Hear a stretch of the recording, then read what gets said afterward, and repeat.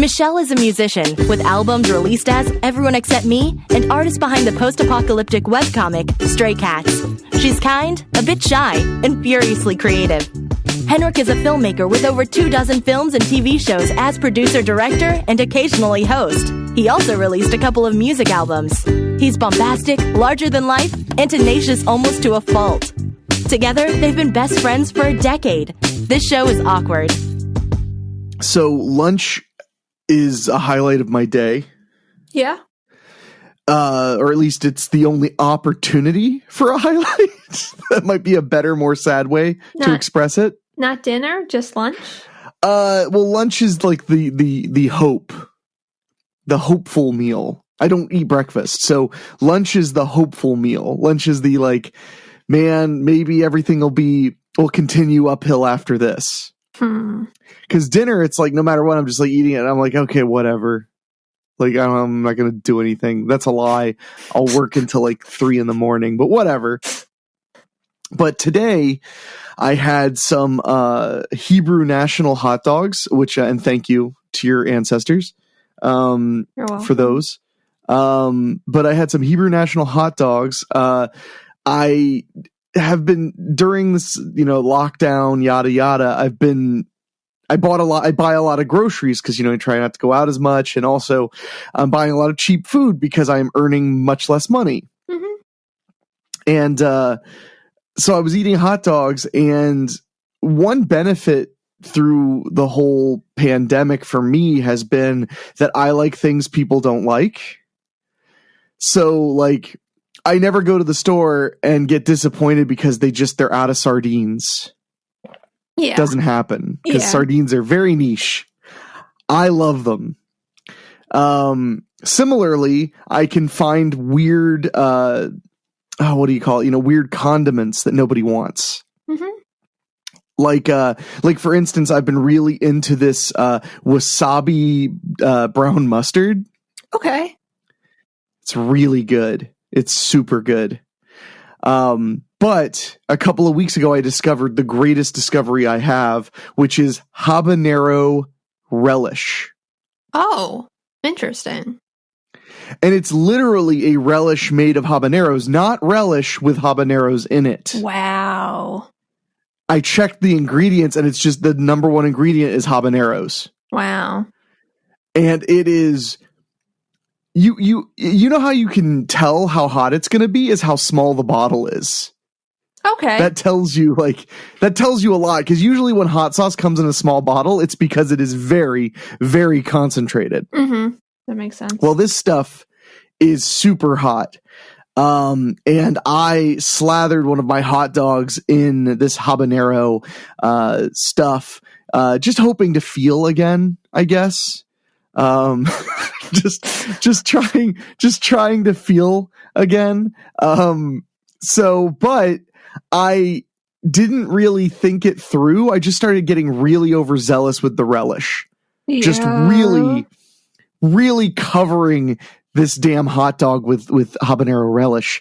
And on like the third bite, I guess I didn't notice that like the toppings were all kind of shifting back with gravity. Mm-hmm, as they do. As I was taking bites. Yeah. Especially when you put this much on. Mm-hmm. So you would think the story is going toward each bite got more intense and, oh boy, my mouth is on fire. No. They piled up so bad, and I'm watching TV eating. Oh no, I know where this is going. And all of a sudden, I just get a giant glob of wasabi mustard and ketchup and a lot of habanero relish just on the side of my face, almost to my nose. And then it slides down the side of my face to my chin. And I'm not stupid, so I'm stupid enough, but I'm not super stupid, so I immediately wipe my face off as fast as I can, because I'm like, oh shit, this stuff is gonna burn. Mm-hmm. And sure enough, the side of my face, it's just now stopping to tingle, and that was about 45 minutes ago. Oh wow. So the side of my face is still a little tingly. This doesn't top the time though that I was cutting a habanero pepper and then touched my eye. Oh yeah. That was the best. I think the best part about that was, I think I texted you because I was like, I'm laying on the couch waiting for this to pass. And then I was like, but like my first thought was like, just lay down and wait for it to pass like the last time you did. I got have you ever touched your eye after cutting like an extremely hot pepper? Yes. But it's even like not directly after, but what'll happen is I'll be like cutting something and I'll be like, oh, I'll wash my hands. And then 2 hours later I'll touch my eye and it'll still be super hot. So I ate spicy chicken wings on Monday and then like scratched the inside of my nose and was very awake after I did that. Yeah. But I will say, like, cutting a habanero and then like moments after cutting it, touching your eye it like induces almost like cold-like symptoms. I mean, I could see that. Yeah. It makes your nose flush. Mm-hmm. It makes you sneeze. Your eye, of course, just waters and waters and waters like a faucet. Mm-hmm. And yes, I've done it twice. Wow. The first time I did it, I actually got myself way worse than the second time. The second time, I think I had actually rinsed my hands off a little bit at least. Mm-hmm. The first time, it was just straight up like from touching the inside of the habanero to touching my eye. Oh. Well, and on top of that, it's a pepper. So it's also possible that first time that pepper was just much hotter than this other pepper was. Because they vary. Yeah. Uh-huh. So because that's definitely like if you ever want to like win a bet, a fool's bet would be, I can eat like 3 jalapenos faster than you because you might get 2 that just aren't that hot. Yeah. So are you feeling lucky? Is the real question, punk. Are you feeling lucky? My mom used to tell me stories about how right before I was born, my father was a I don't know if he was a busboy or a waiter or what, but he worked at a Mexican restaurant. And the owner of the Mexican restaurant was a Mexican man who they would all like hang out, my dad, a few of the other employees and him, and they would have contests where they would sit there with a bowl of jalapenos, and they had to each take one and eat it. Wow. And then take another and eat it. And the first person to show that it was hot, the first person to give in to their urge to go, whoa, that person loses. Wow. And I always thought, like, what a perfect example of male bonding. If you ever needed to understand what male bonding is like. Of course, then there's me, though, who I just want my mouth to burn all the time. I do. Yeah, I know you do. I'm one of my things is I want the most extreme of whatever is out there. Mm-hmm. It's just a part of my DNA.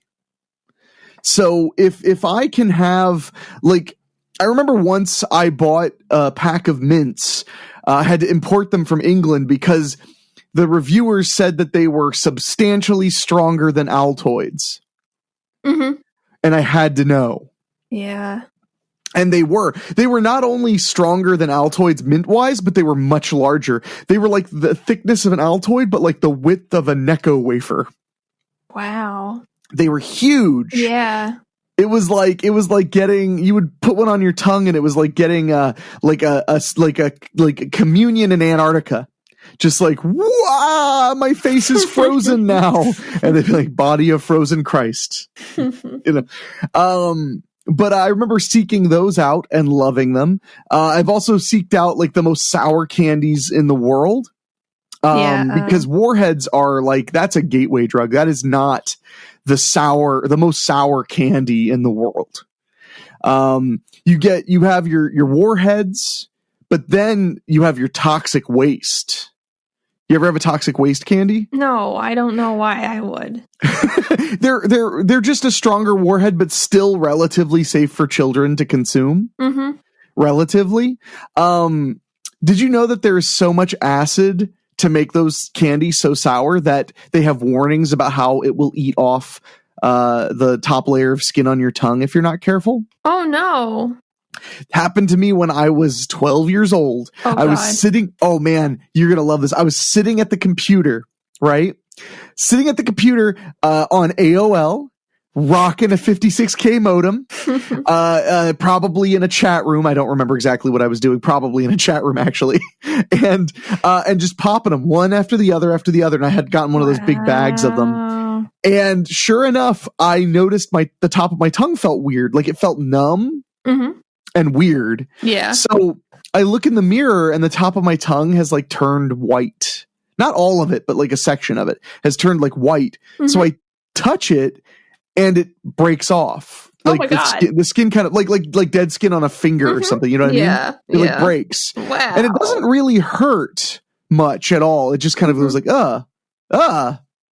So I did what any kid would do. I peeled some of the tongue.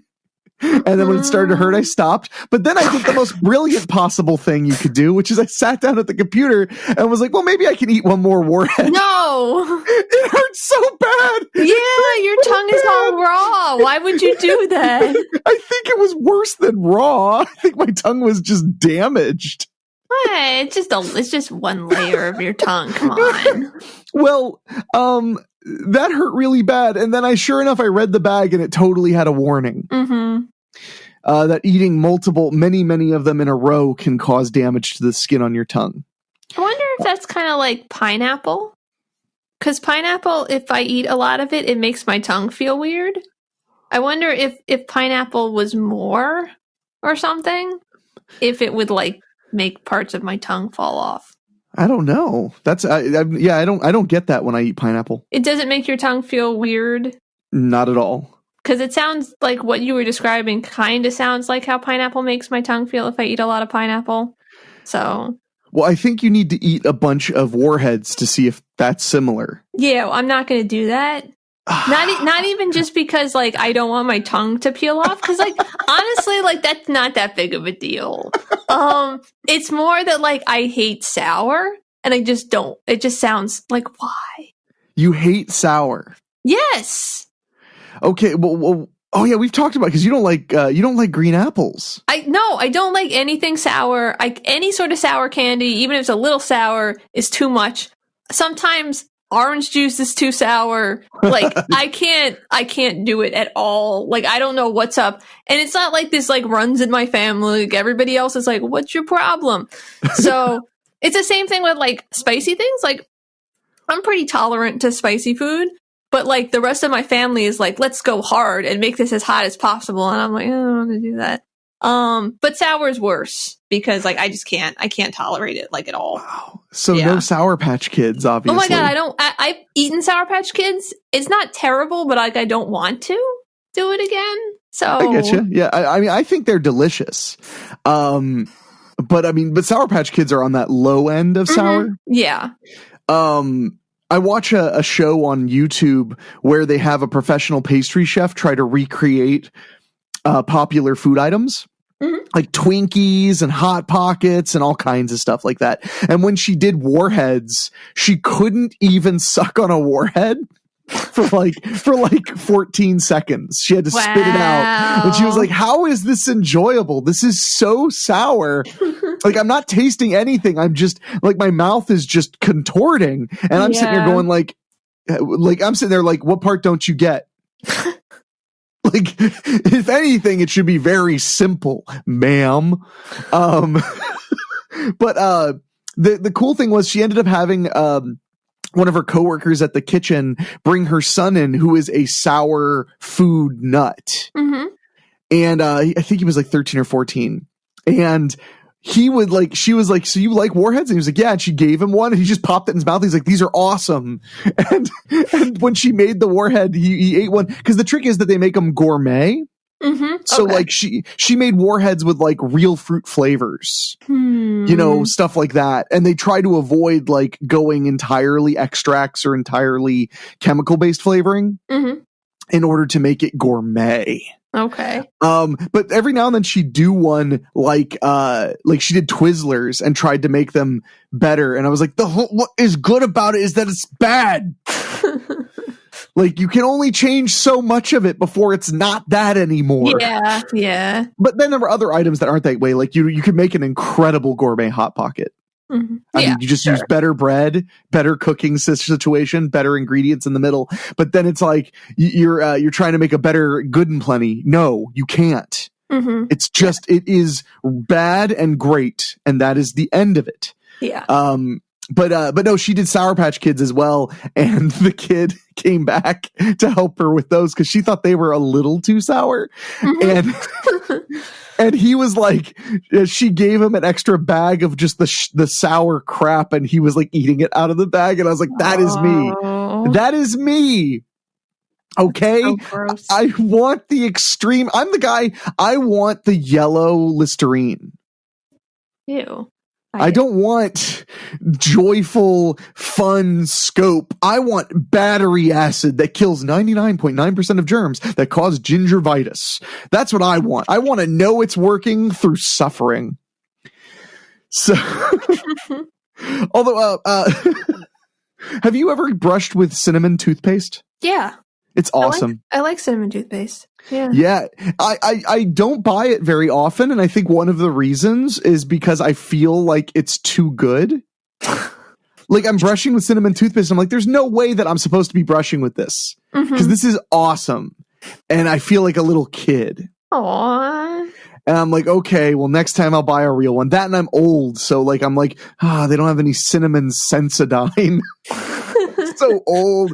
Before I got that my tooth taken out, many people probably why would they know this? Right when they scheduled me to get my gallbladder taken out, one of my molars split and got infected. Yeah. But because I was already scheduled for gallbladder surgery, which was much more urgent, I couldn't get it taken care of. Because if I had to go to the doctor and get it pulled and all this stuff, it would have affected my surgery.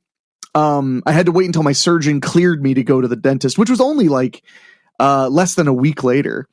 But it hurt a lot. Thank goodness, part of having that surgery was that then I was just on a constant stream of Vicodin. So I didn't really, I was fine with my tooth hurting because I was just completely whacked out on pain meds anyway. Yeah. That really was a blessing. Like, that was such a blessing. But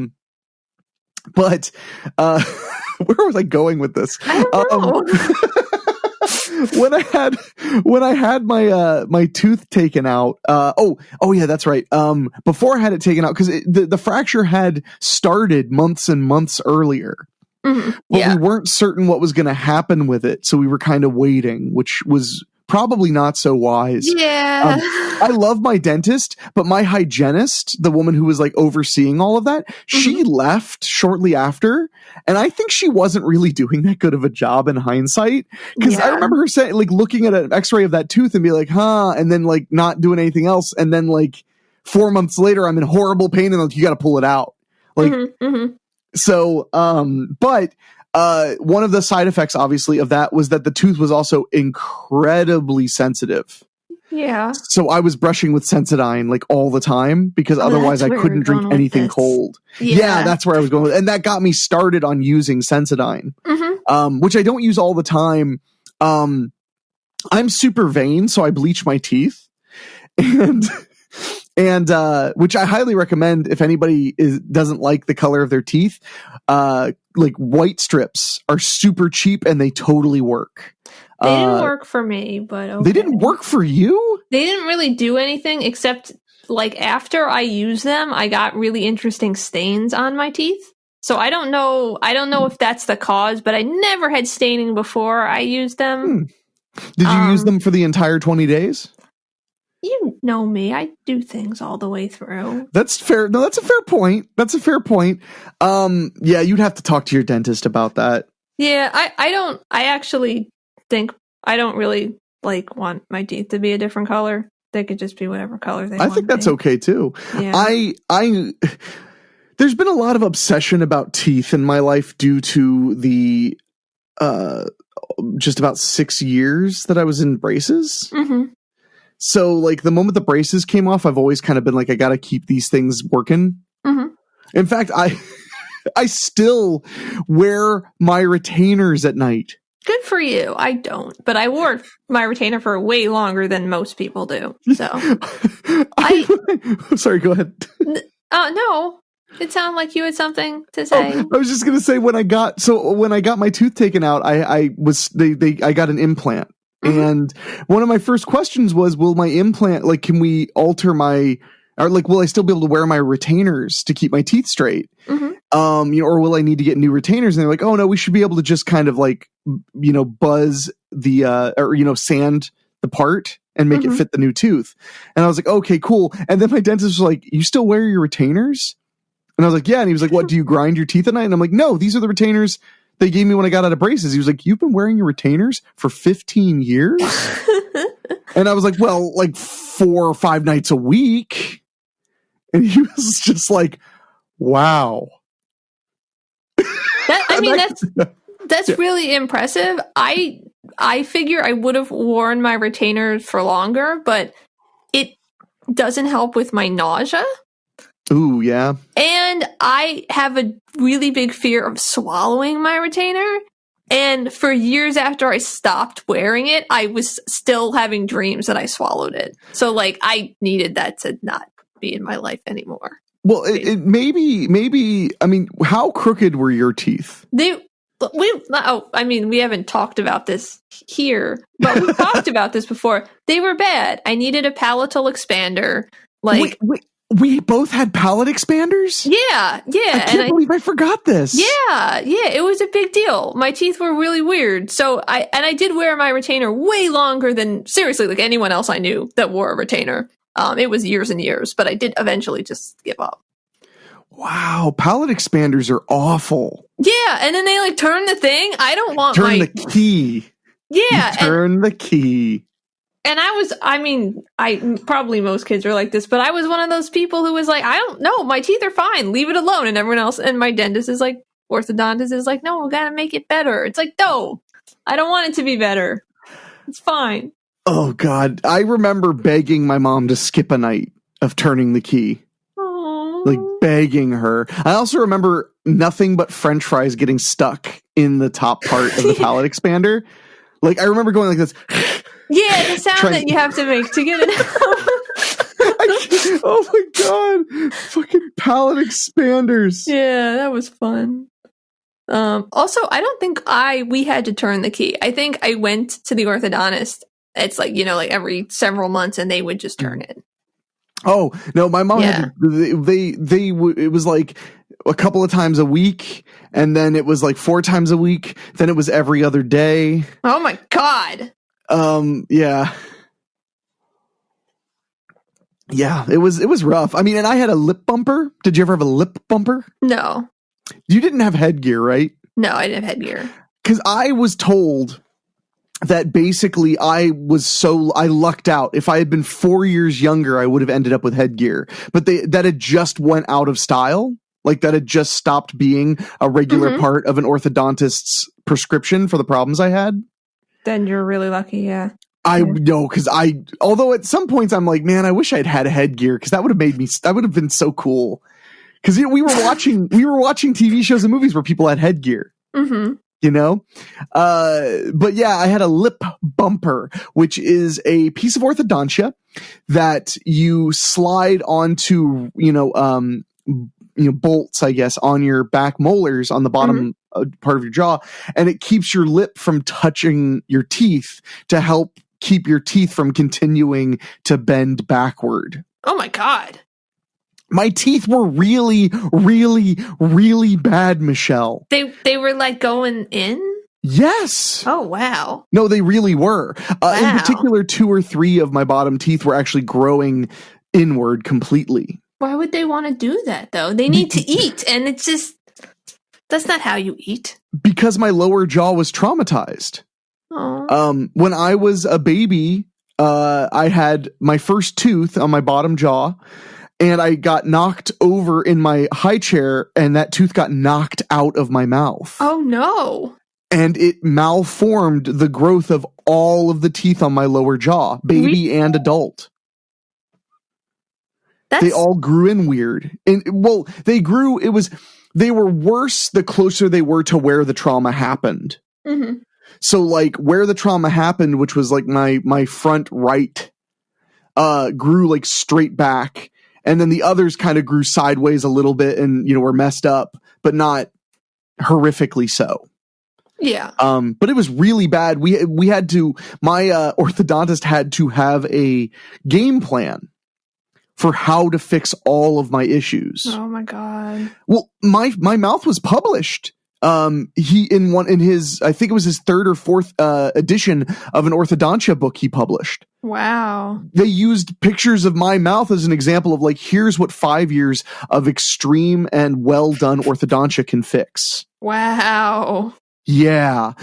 We were done paying for the orthodontia, and I still had my braces. Wow. That's how long it took. So it was bad, dude. I had, and like, the teeth, whatever they're called, the teeth that are right next to your canines, the front teeth that are right next to your canines. Yeah, whatever those are. Yeah. They were up really high. Mm. Like they were almost, the tips of them were almost at my gum line. So you brought them down? We brought them down. How do you do that? Okay, so you had braces, obviously, because we're what we're talking about. You know how there's a wire that goes on all the brackets? Oh, yeah. So they and how you raise the gauge as the teeth get straighter? Yeah. Well, he had to have a wire go to a certain point that was the normal gauge, and then he would cut it off and wrap it off, and then he had a special wire that was even lower gauge that was just for pulling those teeth down. That is so weird. We also used a spring. That's how we used a spring to pull that one tooth that was growing fully into my mouth. Mm-hmm. They used a spring on that one. It wasn't actually connected to the wire on the bottom of my mouth, like directly to the bracket. The bracket was connected to a little spring that gave gradual pressure. Wow. Yeah. It sounds like you had a really good orthodontist. I had one of the best.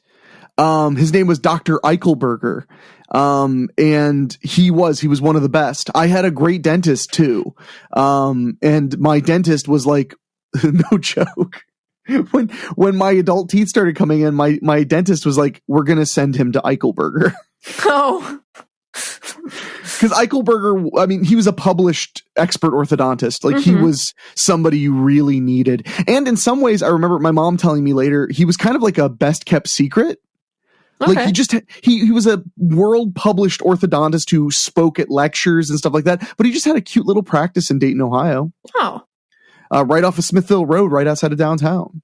Although when my teeth were almost done, he had moved into this huge facility that really made a lot more sense. Yeah. For him, I think he was, in the process of growing his business because all of a sudden they had like way more chairs and stuff like that.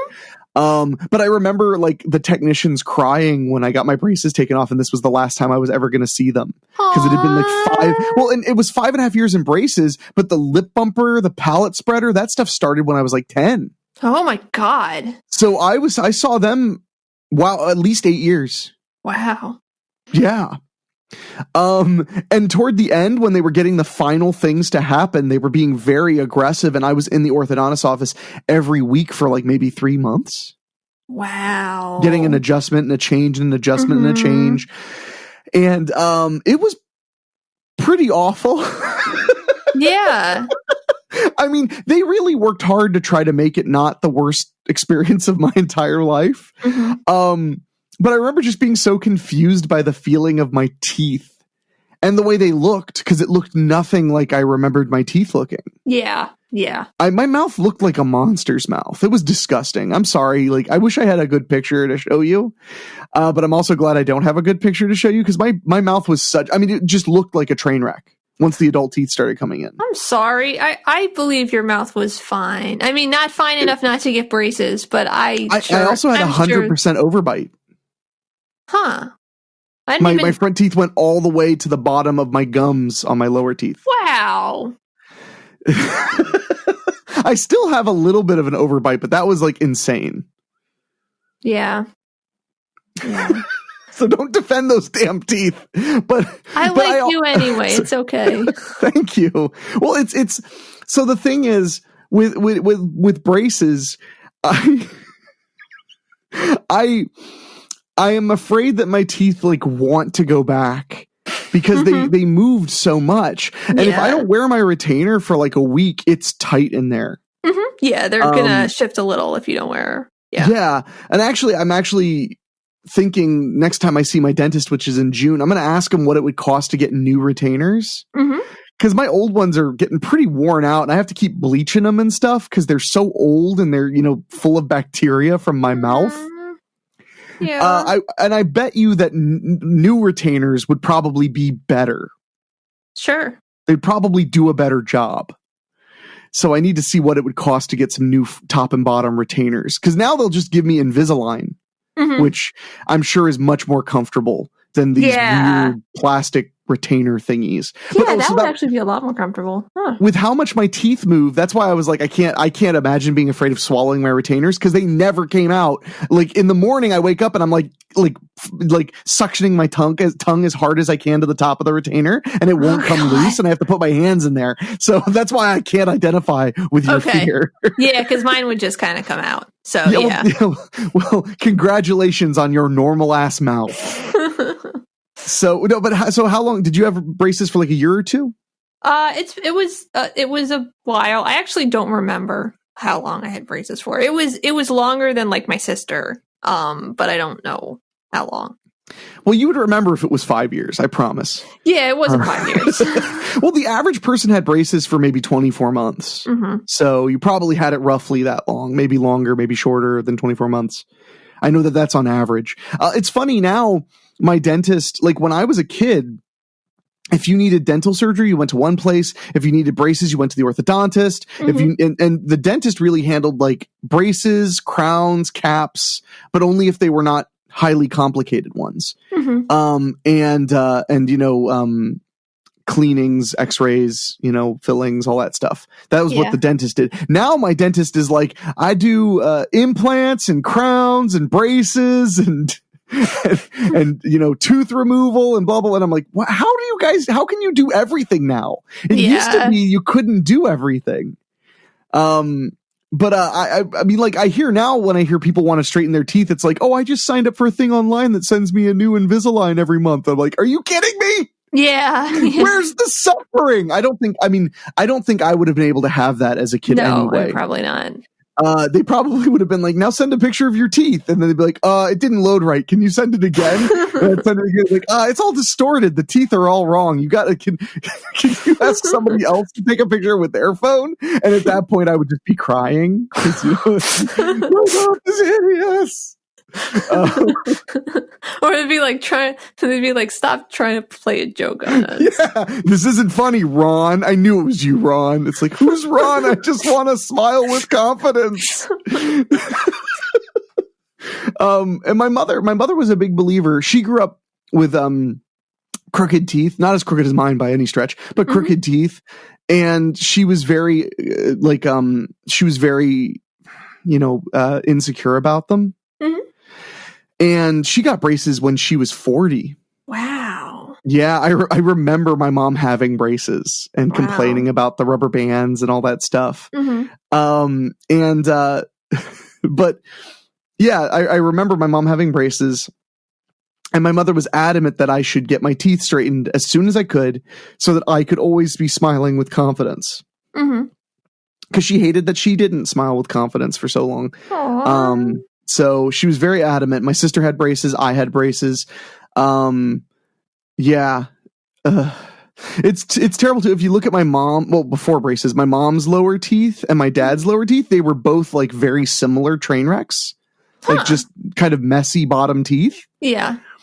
And so it's funny because then mine were like, were like a plane crash rather than a train wreck. They were so much worse. It's like, thanks guys, genetic lottery on that one. All right. But also before I could have my braces put in, they had to pull both of my baby canine teeth because they were not going to fall out at all. They just decide they're just going to stay? When they pulled, one was a little loose, but the other one had a full root, which means it was never going to fall out. I was like 14. Wow. Maybe not quite that old, maybe 13. But I will say, nothing is weirder than living for like 2 months with just no canine teeth whatsoever. Yeah. Very weird. So what were the adult teeth going to do? They were just going to stay there underneath? They were going to stay there and eventually cause like severe medical problems. But why didn't they want to come out? I don't understand. My dentist thought it was super weird. But really all he focused on was the fact that if we pulled those guys out, then my adult ones would come in. Mm-hmm. Yeah. It's just that they weren't because those teeth weren't coming out. Yeah. Yeah. So, but it was funny. The left one was the one that wasn't coming out at all. The right one actually probably would have came out on its own just much later. Because when they pulled the right one, it just popped right out. Oh, yeah. You know how when you were losing teeth, how there's like nothing holding it in really anymore? Yeah. But then when they took the left one out, I mean, they had to do the grinding back and forth, the cracking and twisting and pulling to get it out. You've had teeth pulled, right? No. Good for you. It's horrible. It's so bad. That was the only tooth I ever had pulled by the dentist until I had the fractured tooth. Right. Yeah. That one was terrible though, because infected tissue can't be numbed. Oh God. It can't. No, I mean, it literally can't. It just can't take the Novocaine. Wow. So he would tell me, he'd be like, I'm going to warn you, like, you're not going to feel all of it because we've numbed all of the tissue that we could. But the tissue that's in the infected area, you're just going to feel. So he would pull and I'd be like, oh, pressure, sharp. And then it was out and then there was instantly no more pain. Good. Except when they had to go inside the socket after they pulled the tooth and clean out the infection. That hurt it didn't hurt like a son of a bitch. It just hurt quite a bit. It wasn't horrible, but it was like, ow, ow, ow, ow. It was one of those things where the dental assistant was holding my hand. Cause it was like, this is the best we can do for you on the pain in this part. Is like is human contact. They're really good. I love my current dentist is really very, very good. I mean, he did a really good job on my implant. But I remember when they finally installed my dental implant entirely, which like screws on like a piece of IKEA furniture. It's so friggin' weird. They thread your jawbone. So it literally can screw in and out. And, but I remember when I got the paperwork and I was leaving, I remembered saying like, thank you guys so much. I look forward to only seeing you twice a year. Cause I'd been there so often getting little things that like the tooth came in from the manufacturer and it was the wrong size. It was a little too small. Yeah. And my normal dentist, he was just like, I'm not going to do that to you. We're not going to do this till the tooth's right. In fact, now they print the teeth in the office. Wow. They have a water powered printer, like 3D printer that uses water to carve out crowns and caps in the office. That's so cool. It's really cool. And like most major medical issues I had, that was introduced a year after I needed it. Yeah. Yeah. So I don't even want to get into the time I had a viral infection in my eye. I don't think we don't have time for this.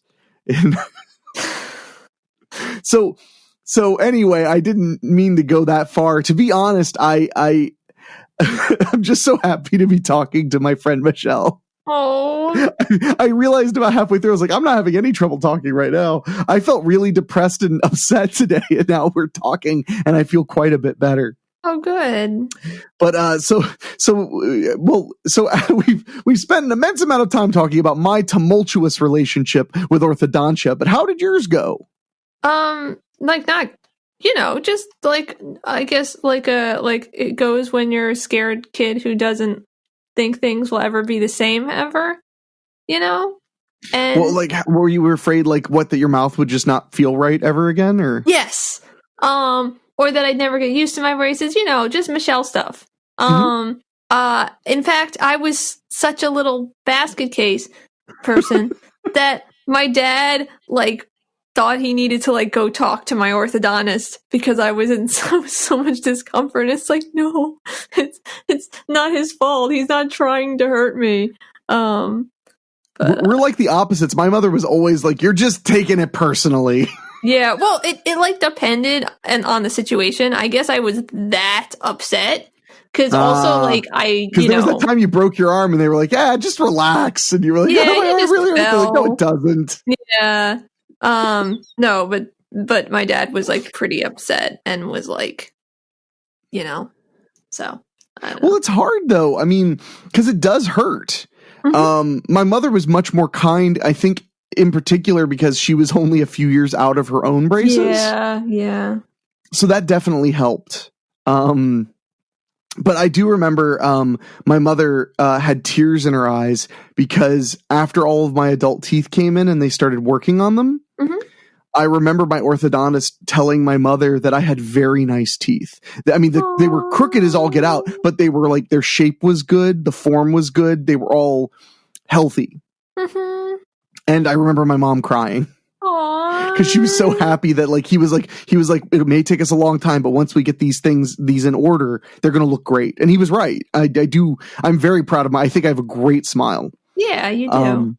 Which is why I bleach the shit out of my teeth. Yeah. That's not true. I do 120 application about once a year. Oh, that's not that much. And then then I buy 2 packs. I buy 20 and then I buy another 20. And then I maybe do it every 2 weeks or every month. I do 1 treatment just to try and keep them white. Okay. All right. So, and sometimes I'll do a 20 run twice a year. It just depends on a lot of factors. Like, am I being photographed? Like when I decided to host Popcorn Fodder, I totally, was bleaching my teeth every day while I was doing the show. I was like, they've got to be whiter, damn it, whiter. Well, you know what got me funny? So this all comes back around. You know what got me bleaching my teeth in the first place? No. Was my implant. Oh, because yeah, they that makes tried sense. to match the color, but it was just a bit whiter than the rest of my teeth. So I was like, well, I'm going to bleach them till they match. Yeah. Well, it's a molar. It's not, all the way back, but it's pretty far back. So you don't really notice anyway. Yeah. But I notice every single imperfection.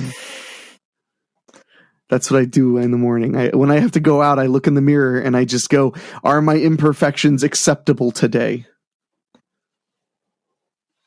That's good. You gotta pay attention to all those things. Do you have them like cataloged? Like, okay, this spot on my face looks all right. They're cataloged on my soul. Oh, I just look at my soul and go, okay, let's check the old hairline. I don't trust that this looks fine. All right, teeth. Are these yellower? I drink a lot of Diet Coke. Are these yellower? And then again, I'm like, I don't trust that I know if they are or not. So I'm going to put on my shopping list for next week, bleach strips, and Sensodyne toothpaste because they make my teeth just a little extra sensitive for like an hour or 2 afterward. So, yeah. Well, that's good. I just get up and I go, oh, I have a new pimple. Okay. And then I don't get pimples. Yeah, because you have different kind of skin than I do. I have beautiful, oily skin. Yeah. I'm sincerely, I might get 1 pimple a year, probably less. That's nice. So that's all right. Yeah, pimples, just having them for the rest of my life. It's not like awesome. It's just, but I mean, it's part of my life. I have like pretty interesting back acne, for some reason, but it's just my skin. It just wants to have pus hang out in it, I guess. I don't know. Well, I mean, it's nice to be inclusive. Yeah. So you don't like sour at all, but isn't one of your favorite candies fruit slices? They're not sour. They're very sweet. They are very sweet. They're not really sour, but they have like that dusting of like powder that's a little, or not even powder, it's like granule stuff that's a little sour. I think it's sugar and I don't think it's sour. Now I have to check. I think you should get some fruit slices. I don't know if you get like the orange slices from supermarket or you get like the nice fruit slices. But I I'm never get the sure nice fruit slices. they're really nice, but I don't really get anything. I think I sent you a thing of nice fruit slices for Christmas or your birthday or something once. You did. They were really good. Okay, hold on. I think I have fruit slices. You have to keep talking while I'm gone. Hold on. Okay. I'll know. I'll look at the waveform if you stop talking. Okay. Tell me when you're leaving. You've already left. Oh no. So I just like fruit slices. I like gel candies. I don't really like chocolate candies that much. This is like not interesting. Please come back. Please. Okay. Please. Oh, you're back. Have a brand new box of cherry slices. You just have fruit slices in your house? I bought these Monday. Oh. Hold on. Listen. That's the seal. Is it like a box? Yeah, it's a plastic box like you would get strawberries, kind of, except, obviously it's airtight. And it has the seal that made that sound. Yeah. I'm tasting. Yeah, there's nothing sour about this at all. Yeah. Yeah. I must have just wished they were sour. I'm sorry, or maybe if we hadn't talked about it, you would think that they were sour, just because that's what you prefer. They're very nice, though. The dogs were very confused as to why I ran into the living room so fast. Because I was like, I can't leave Michelle dangling too long. Out of the way, dogs. Okay, well, you were not wrong about fruit slices. Good. Which would make sense because you know them. I would think so. As my greatest nightmare, talking while eating on a microphone just happened. Okay. I mean, there was no law that said I had to eat the other piece, but there was a law that said I had to eat the other piece. The law of the wild. Well, have you ever had a toothache? I don't know. Then you haven't. Okay. That's what my mother told me too. My mother used to tell me, I would say, like, I think I'm having a toothache, and she'd be like, you'll know. Mm-hmm. And then when I had a toothache, I was like laying on the floor, staring at the ceiling, and the ceiling was like twisting and turning. Oh, yeah, that's not good. Yeah, and then I went to the emergency dentist, and they couldn't figure out why. Yeah, that's not good. Well, we did figure out. I had like a mild. I guess it was like an infection or a cut on my gum. Mm-hmm.